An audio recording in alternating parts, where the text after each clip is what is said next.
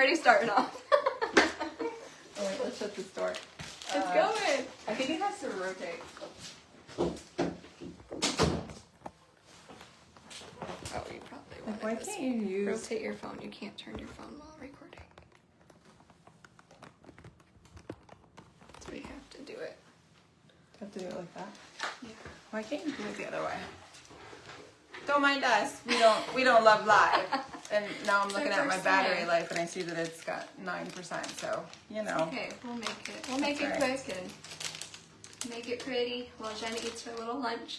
Yes, it is a lunch and learn. So, hi everyone. I'm Jennifer here at Skin and Tonic. I'm the nurse injector and owner. Been here about 6 years. And I have Layla with me. Hello. I've been here for about 2.5 years. I graduated from SD school almost 3 years ago.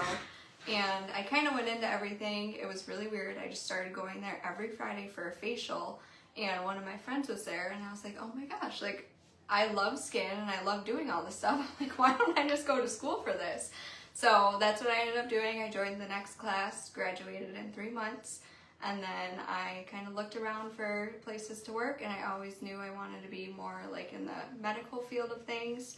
And then I found Jen and I was like, this is perfect. Like, we work so well together and it's been so much fun. I remember when you came on the little tour from the... Yes, from the school. From the school. It was so cute. I was like, I need to work here. It's so cute. I know. It was so cute. It was just so cute. That was fun. So, I have been a nurse for, oh my gosh, I'm going to date myself here. 19 years, I believe. I started out on track to be a nurse midwife, and then I actually ended up in the ER, which I love and sometimes miss dearly. Met some of the best people in my life working in the ER. Then I transitioned to cardiovascular medicine. Had to be home for my kids. So that's one thing about us here is that we are like one big family. And I think a lot of our clients appreciate that, and we attract that type of person that is family oriented, wants to look the best that they possibly can and age well, but kind of just still look natural and approachable. And that's kind of just how we do everything here. So we would love for you to come visit us. We are going to start doing these talks every Tuesday, 10 minutes, 1 o'clock, lunch and learns. Send us what you want to learn about. I remember when I started in this industry, there's so much information for even myself as a nurse and an injector and SDs to learn, and it changes. I feel like as soon as you learn something, it changes. Always learning. Always. And there's like something new out every single day. So if we have to muddle through all that, I can't imagine if it's not something you're doing every day, how you guys possibly choose. Yeah. So we wanted to start doing these for a long time, and finally we just said, well, now's the time. So let's do it. Let's do it. So we're going to talk today just a little bit about how do you pick your med spa? How do you pick your injector? How do you pick where you go to get skin services? And then over the next couple of weeks, we'll kind of get into volume, what's the word I'm looking for? Loss. Volume replacement, biostimulators. That's what I'm thinking of. Don't mind me, I haven't had all of my coffee this morning. We'll talk about lasers, we'll talk about microneedling, radiofrequency, salmon DNA is a big buzzword. New big one. Yes, big one. Salmon and peptides. Salmon sperm. Yes. If you haven't heard about salmon sperm, you clearly aren't on TikTok. And it's not gross. Don't It's think not gross. that it's gross or anything. Actually pretty fabulous. I was pleasantly surprised. And then whatever else you guys want to learn about, send us an email, a text, 810-522-4799. You'll get Layla. And we'll add it to the list. So let's get to it. We only have 8 minutes left. All right, Jen. So what do you feel about the importance of like credentials and kind of like medical oversight, overview, everything like that? Like dive a little bit deeper into that side of business. Okay, so we're gonna go real deep first, I guess. So the average person doesn't really know. I remember when I first went to talk to a plastic surgeon like 30 years ago. I wasn't even a nurse yet. I didn't even know what to ask. I just assumed if you had a doctor's practice, somebody was paying attention to your credentials and your expertise and all that kind of stuff. I didn't know. so fast forward, now that I kind of know what you're doing, I feel like it's my job to kind of help you guys decipher through it. So one, you have day spas. Day spas are going to be your traditional hair, nails, massage, facials, all the good stuff like that. Yeah, waxing. Lashes, that probably kind of more. brow laminations, things like that. So, but it tend to be more of like a relaxing, enjoy your service kind of quiet, maybe darker lighting, things like that. Not as many laughs. Not as many laughs, not as many smells. No. I think one of my catchphrases when we first opened was, God, what was it? Oh, everything we do here is hot, cold, or sharp. Mm-hmm. So we don't do fluff. Although that said, we are nice and sweet. Yeah. But it's important to know what are the credentials of your injectors. Is it an esthetician that's doing your injections, which is in the state of Michigan not allowed. We hear a lot about Botox parties. Very rarely, does an insurance company, because I have 5 different insurance policies. Very rarely does an insurance policy allow for out of practice coverage. So if you're attending a Botox party, you want to make sure it's not, it shouldn't be an offense to the person if you ask, like, are you insured for this? You should ask that. Yeah. They're injecting medication into your face. Right. Most med spas are usually run by a nurse. Seems to be the theme. I think a lot of that happened after COVID. I think a lot of nurses decided they wanted out of the hospital setting, and Botox is attractive, and it's all over social media now. So you're going to see, we've seen a huge influx in just the last year, but over the last 6 years, we've more than quadrupled in the amount of med spas just in our county. So you guys have lots of options, which is great. Options are great. You want to look and see, what type of facility owns the med spa. They should be a PLLC, so that would either be limited to a physician or a lawyer. Okay, there are certain ways to set up the entities. So like myself, I staff the facility. But the medical director ultimately has to oversee and, assign all the protocols, standing orders. It's medications, and it is a medical facility that we're looking at. So you just want to make sure, who are you going to see? What are their credentials? Are they a nurse? Are they a nurse practitioner? Are they a physician assistant? Are you going to your dentist's office to get it? Just making sure it's legit. Legit. Real. It should be listed on their website. Who's their medical director? You should be able to contact those people. Mm-hmm. You should be able to run licenses through the state board. That information should all be transparent. If you call a med spa and you ask for that information, who's your medical director, what's their license number, and you're met with any resistance, that would be a question. Mm-hmm. What else you got? All right, so let's dive in to a little bit of a different side, just so people kind of get a better understanding of what you do and kind of what made you go into this industry. So describe your specialty in a way and why you kind of stand out from other injectors and stuff, and why you chose this place. Wow, that's a big loaded question. I don't have enough battery life for that. No, it will be our last question, but it's a good one. Yeah, it's a good one. It was not the last question. We're going to cover just a few minutes. Okay. Yeah, we've got a few more because I still got enough battery left. Okay. So, people that know me well enough to know I love change, and that probably comes from my childhood of moving around so much. I guess you could go one of two ways. You could hate it and you could be a hermit, or you could embrace it and just make it you. And I think that's one thing that I've done is from having to be the new person everywhere I went. I remember when my boys were little, I would literally paint the entire house a new color every 6 months. I had to have change. I am. I'm just getting old and tired. Let's do this. Yeah, let's move this. Yeah, that used to be. Those of you clients that have been around for 6 years now, They used to come in and go, what did you change today? What's new now? I would change the rooms, I would change everything. So I've dabbled in a few different industries, even though I've been a nurse for almost 20 years. I did retail, I worked in veterinary medicine, but right before I opened here, I was on the more holistic side. My girlfriend and I had a holistic store for a little while, and I was working as a volunteer doula in downtown Detroit for unwed mothers.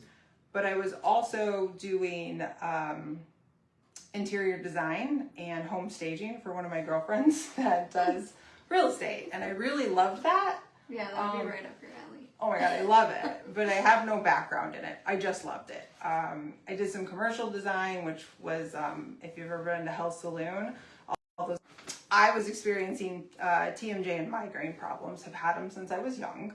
And I had gone to see a surgeon about my own discomfort. And I think that that's truly where you find your passion, is when you have a problem that you find a solution for and you go to share it with others. And that's kind of what happened here. So they were looking at doing a joint replacement.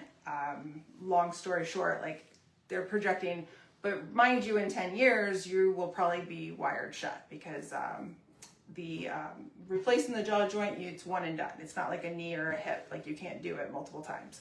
And so I said, obviously, like, that's not a great idea. No. I talk too much for that. Like, that would not be good. And I enjoy food too much. Yeah, it wouldn't work. So I discovered Botox for treatment of TMJ and migraine. So I went to a school in Florida, the AAFE, and they specialize actually in training dentists.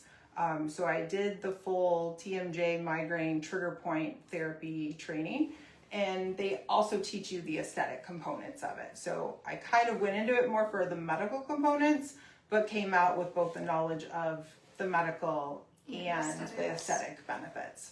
That's super So, cool. yeah.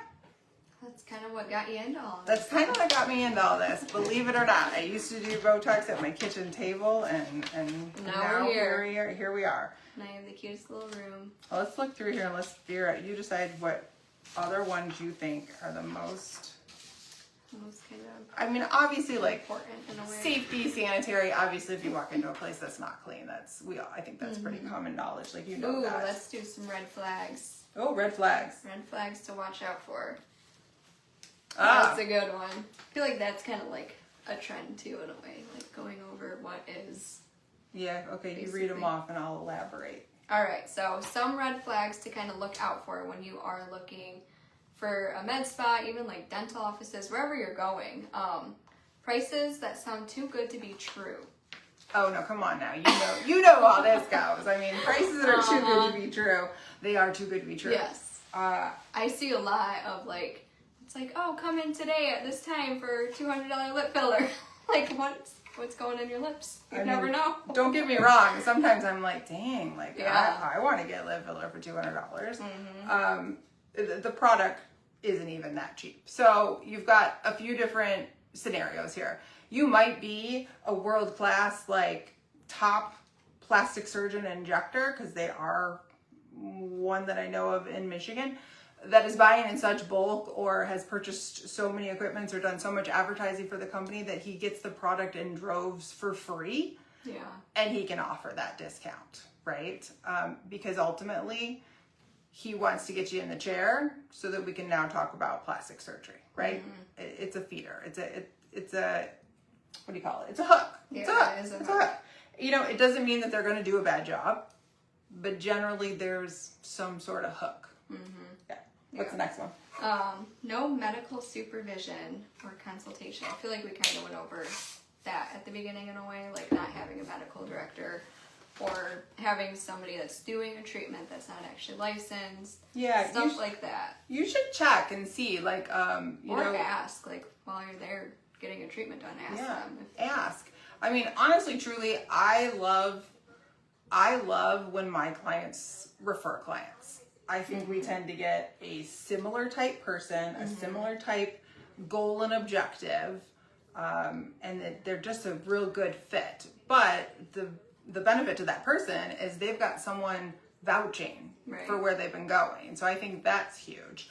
You know, there's places that are doing, you know, O shots and P shots, and that's not even a nurse that can do that. That is a physician only. Like, you can't do that. Scope of practice is what I'm getting at. Like, I could do microneedling under my license, but you'd probably rather have her do it. She's way better at it. It's in her scope of practice. And I love it. And she loves it, and she does it all day long. That said, you don't want, just because I'm busy, you don't want her to grab the syringe and do your Botox. It's not what she does all day long, I probably wouldn't even grab the syringe. No, she wouldn't. She would not. She would never do anything like that. You just want to make sure that people are working in their scope of practice and they have the proper training. It's not just go take a 24-hour Botox class and open shop. Right? Yeah, there's a lot more that goes into it. Yeah. What else you got? Next one would be kind of like pressuring to buying more either products or services, or almost like rushing their treatment in a way. Just kind of get them in and out the door. You got your money. They're good. You're good. Goodbye. Yeah. That is not. That is not us. God, that is not us. So we are appointment only. That's not to say you can't walk in and say hi to us, meet us. Chances are we'll have to schedule you. Mm-hmm. We do tend to do, and I hate the word hand holding because I just think that's a negative connotation, but we just care so much. Yeah. We do not have, 15, 20, 30 minute, you're in, you're out. Like, it's not a production line here. I spend probably way too much time. I have learned to reel back the education. But I really like my clients to understand why I'm doing what I'm doing, or why I'm suggesting what I'm suggesting, why I'm using which product. It's always interesting to me when I get clients from, that have never had it or have come from other places. They don't know what they were being given. They don't know how many units they were given. They don't know anything that's in their face. And it's interesting to see their reaction sometimes in telling me that, like, oh, I have no idea what's in my face, right? Which is scary. We have one person that I think my most astounding was he didn't realize that he had Bellafill in his face, and that turned out to be really an interesting case. But you should know what's being injected into you. So anytime you want a copy of what you got, they should be able to give that to you, right? Pressure to buy more. I think I kind of got off topic and scrolled a little bit, but it should never be about, you need to have more and more and more. I think the disconnect there might be, I think it is good practice for me to be able to tell you, if this is your goal, I believe in my expertise, it's going to take you to do X, Y, Z over X amount of time to achieve that goal. But I will also be the first person to tell you, it may be more cost effective for me to refer you to a plastic surgeon. It just depends on what you're looking for. We tend to do things that are more holistic. My specialty is the TMJ and migraine trigger point, but also Dermagel, which is drawing your blood, spinning it out, separating the plasmas, and then turning it into a gel that I can control the consistency of, and then re-inject it back into the face. No chance of your body rejecting it because it came from you. But it gives a more natural kind of appearance to it. So there's one thing in telling you what we think you're going to need to achieve the result that you're looking for, your desired result. But we're never going to pressure you into it. We're going to tell you, this is the best pricing that we can do, because we can generally give you a better price. If we're doing more things and it's on a treatment plan. But there shouldn't be a rush to it, right? It's a big decision. Yeah, it's huge. I think that one's pretty much a given. I think it's important to, if you were gonna go get filler, because she has no filler, she's all natural beauty. If you were, knowing what you know here and what you've learned, what would you do before you went to go to a med spa? Like, what would you look at? Definitely their website. I'm not the one to read everything in a way. I'm one to pick up the phone and call them and kind of jot down whatever questions I have. Just being knowledge in this industry now that I kind of know and understand what to look for. I mean, if it was previous me, I'd probably be like, hey, do you guys offer this? Yeah. But now that I kind of know and understand a little bit more, I definitely dive in a little bit deeper and do a little bit of research about the place. And maybe ask in a Facebook group, hey, do you guys have any recommendations for this? Why? But be careful with that. Some of that's a setup. That's true too. Yeah. A lot of places will post that anonymously. Yeah. And then have their friends and family comment post for them. specifically. Yeah, so be careful. It is a good route. Yeah. Like, don't get me wrong. Like, I use that sometimes when I'm looking for or maybe someplace to just go. ask like friends and family Yeah. if they've been anywhere. Friends and around family or- that are going to care about where you're going. Right, but definitely like their website or just calling and asking like the important questions in a way. Yeah, and before and afters, asking to Yeah. see before and after. So if they don't have them on their website, maybe they're on their social media accounts. Ours are on Instagram. That will give you a great perspective on what kind of results. Yeah, results or outcomes. That, Yeah, like that gives you a good idea of what kind of what's the word I'm looking for? Like, not like work that they do, but like in a way. yeah, I don't know. Right? I don't know. Menopausal dementia, that's what I always blame it on. You kind of see like what they produce, Yeah. right? So if you see a lot of large lips, big cheekbones, over-accentuated, there's a time and a place, and there is a need for that. There is a demographic that wants that.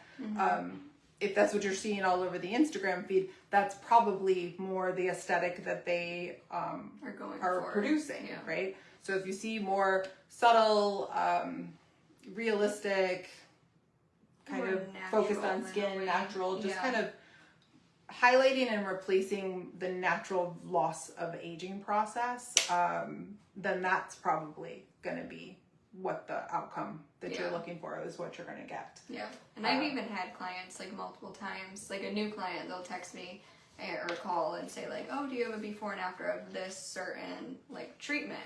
And it's kind of nice that we can send that over before we even get them in the door, so they kind of have like a better understanding of. Oh, I didn't know What? people call and ask Yeah. that. Oh, fancy. Just a couple times. So I was like, oh my gosh, that's a great question, actually. I remember the days when people were still texting me for appointments, and now I don't. There's some things I don't even know. I kind of love that. I feel like I there's a love lot. that. What else? Reviews. Reviews are huge. Yeah. Right. We love our reviews. We love our reviews, and we love our clients. Make our day. Like They do. when you said the other day, you're like, you have 3 new reviews, and I read them, and I even like went home that day, and I like showed like my family members. I was like, look at my reviews. Yeah. Like it's so sweet. It really. I don't. Sometimes I don't know. I think maybe people don't realize like how, like when.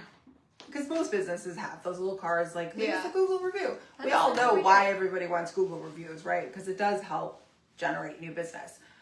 But when you're talking about like a small business and service providers, when you leave a Google review and you are like, especially when you're specific about the service, it's impactful. huge, yeah. It's huge. It can be a make it or break it day. Like, Makes my heart cozy. yeah, like some days that's what gets me through. Like, you know, everything's not all shiny bells and whistles all the time in small business ownership or service providers.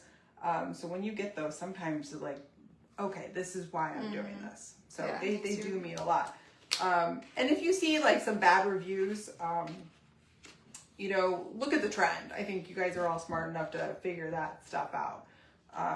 You know, if there's 600 great reviews and 1 bad review, you know, you can usually see that there's a situation there. But if it's 50-50 good and bad, you might want to look and see if there's a trend, Yeah. right? Oh yeah, that's another thing I'd kind of look at. What? Like if I was picking a place, You look at Google like reviews. Google reviews for sure. Yeah, for sure. Because I even do that, like buying an Amazon product. I look at the Google reviews before I buy it. I hate when I forget to do that. The pictures are what is most important. Gotta look at the pictures first. Not if you're ordering on Temu. Pictures don't mean anything if you're ordering No. on Temu. It could be fake. Yes. I think that's a good start. I think that's a good start. All right, so mostly our point on this is you have options, right? Options are a good thing. Just like we have 10 yoga studios in downtown Brighton, Right. you have options. There is a place that is best suitable for you.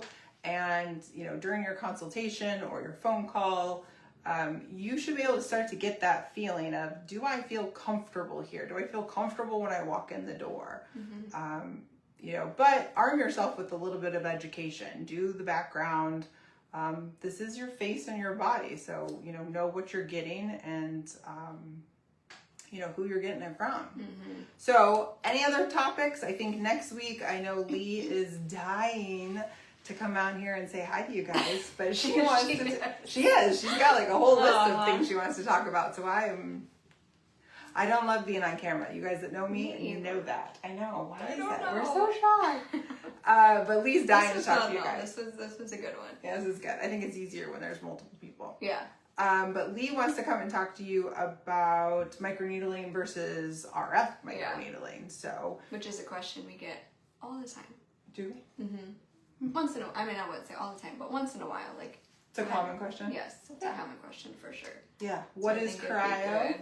Right. Yeah, a lot of people think our cryo is like a cryo tank. Yeah. The big salmon sperm peptides, NAD plus, GLP-1s, like. Kind of what's trending. Yeah, what's trending? What do you guys want to know? So we're doing this for you, not for us. So you let us know. Send us a message and we'll put it together. And then we'll see you next Tuesday at 1 o'clock. Have a good lunch. Bye, guys. Bye.